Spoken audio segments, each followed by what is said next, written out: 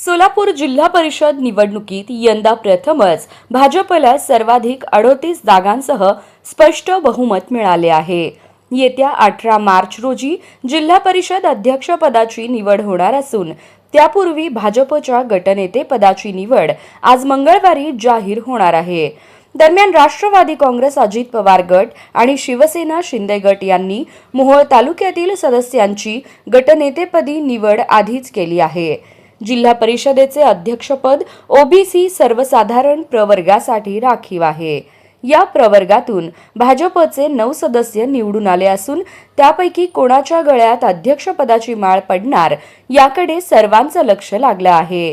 ग्रामविकास मंत्री तथा पालकमंत्री जयकुमार गोरे यांनी संभाव्य उमेदवारांची चाचपणी सुरू केली आहे।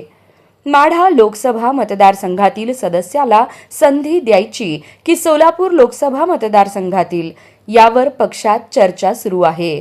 गेल्या आठवड्यात मुख्यमंत्री देवेंद्र फडणवीस यांच्या उपस्थितीत प्रमुख नेत्यांची बैठक झाली।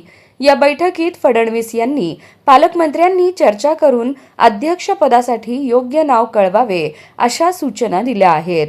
जिल्हाध्यक्ष शशिकांत चव्हाण यांनी मंगळवारी गटनेतेपदाची घोषणा होईल असं सांगितलं आहे।